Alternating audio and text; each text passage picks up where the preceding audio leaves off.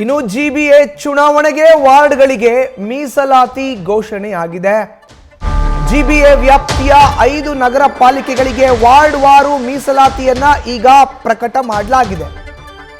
BBMP ಇದ್ದಿದ್ದನ್ನ GBA ಮಾಡಿದ್ದಾರೆ, greater Bengaluru authority. ಈಗ 5 ನಗರ ಪಾಲಿಕೆಗಳಾಗಿದೆ. ಈ 5 ನಗರ ಪಾಲಿಕೆಗಳಿಗೂ ಕೂಡ ವಾರ್ಡ್ ವಾರು ಮೀಸಲಾತಿಗಳನ್ನ ಈಗ ಸರ್ಕಾರ ಪ್ರಕಟ ಮಾಡಿದೆ. 5 ಪಾಲಿಕೆ ವ್ಯಾಪ್ತಿಯಲ್ಲಿ 50% ಮಹಿಳೆಯರಿಗೆ ಮೀಸಲಾತಿ ಕೊಡಬೇಕು. ಮಹಿಳೆಯರಿಗೆ ಪ್ರತಿ ಜಾತಿಯಲ್ಲೂ 50% ಮೀಸಲಾತಿ ಘೋಷಣೆ ಆಗಬೇಕು.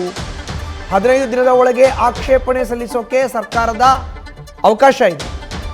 ಮಾಹಿತಿಯನ್ನು ನೀಡ್ತಾರೆ ನಮ್ಮ ಪ್ರತಿನಿಧಿ ಭರತ್, ನೇರ ಸಂಪರ್ಕಕ್ಕೆ ಜಾಯ್ನ್ ಆಗಿದ್ದಾರೆ. ಭರತ್, ನೋಡಿ, ಈಗ ಜಿಬಿಎ ಚುನಾವಣೆಗೂ ಕೂಡ ತೆರೆಮರೆಯಲ್ಲಿ ಸರ್ಕಾರ ಸಿದ್ಧತೆಯನ್ನು ಮಾಡ್ಕೊಳ್ತಾ ಇದೆ.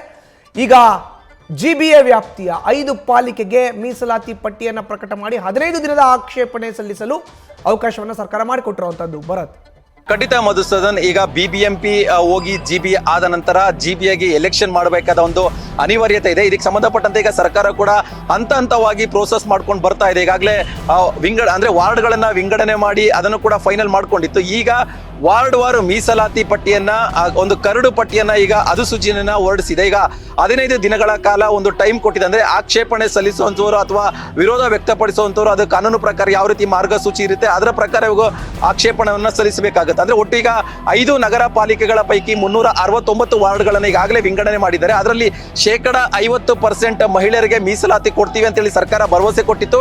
ಅದಕ್ಕೆ ಸಂಬಂಧಪಟ್ಟಂತೆ ಈಗ 50% ರಿಸರ್ವೇಶನ್ ಕೂಡ ಘೋಷಣೆ ಮಾಡಿದೆ. ಅಂದ್ರೆ 5 ಪಾಲಿಕೆಗಳಲ್ಲಿ ಪ್ರತಿ ವಾರ್ಡ್ಗಳು ಕೂಡ ಯಾವ್ಯಾವ ಜಾತಿಗೆ ಯಾವ್ಯಾವ ಸಮುದಾಯಕ್ಕೆ ಮೀಸಲಾತಿ ಇರುತ್ತೆ ಅನ್ನೋದನ್ನ ಕೂಡ ಇಲ್ಲಿ ಘೋಷಣೆ ಮಾಡಿದ್ದಾರೆ. ಅಂತ ಹೇಳಿದ್ರೆ SC ಜೊತೆಗೆ ಹಿಂದುಳಿದ ವರ್ಗದ ಎ ಮತ್ತೆ ಹಿಂದುಳಿದ ವರ್ಗ ಬಿ ಜೊತೆಗೆ ಸಾಮಾನ್ಯ ವರ್ಗ 5 ವಿಭಾಗಗಳಲ್ಲಿ ಈಗ ಮೀಸಲಾತಿಯನ್ನ ಘೋಷಣೆ ಮಾಡಿದ್ದಾರೆ. ಈಗ 15 ದಿನಗಳು ಕೊಟ್ಟಿದ್ದಾರೆ. 15 ದಿನಗಳ ನಂತರ ಒಂದು ಅಂತಿಮ ಪಟ್ಟಿಯನ್ನ ಪ್ರಕಟಣೆ ಮಾಡ್ತಾರೆ. ಅದಾದ ನಂತರ ಎಲೆಕ್ಷನ್ಗೆ ಹೋಗ್ತಾರೆ. ಅಂದ್ರೆ ಕಳೆದ ಹಲವು ವರ್ಷಗಳಿಂದ ಕೂಡ ಜಿಬಿಎ ಎಲೆಕ್ಷನ್ ಆಗ್ಬೇಕು ಅನ್ನೋದು ಒತ್ತಡ ಇದೆ.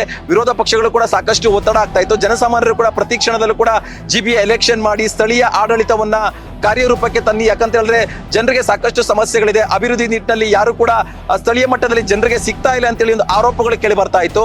ಸೊ ಹಾಗಾಗಿ ಕಳೆದ ಹಲವು ವರ್ಷಗಳಿಂದ ಕೂಡ ಸರ್ಕಾರ ಕೂಡ ತುಂಬಾ ಪ್ರಯತ್ನ ಪಡ್ತಾ ಇತ್ತು. ಅಂದ್ರೆ ವಾರ್ಡ್ ವಿಂಗಡಣೆ ಮಾಡೋ ವಿಚಾರದಲ್ಲಿ ಜೊತೆಗೆ ಮೀಸಲಾತಿ ವಿಚಾರದಲ್ಲಿ ಸಾಕಷ್ಟು ಆಕ್ಷೇಪಣೆಗಳು ಎದುರಾಗ್ತಾ ಇತ್ತು, ಸಾಕಷ್ಟು ವಿರೋಧಗಳು ವ್ಯಕ್ತವಾಗ್ತಾ ಇತ್ತು. ಇದೇ ವಿಚಾರಕ್ಕೆ ಜಿಬಿಎ ಚುನಾವಣೆ ಕೂಡ ಆಗ್ತಾ ಇರಲಿಲ್ಲ.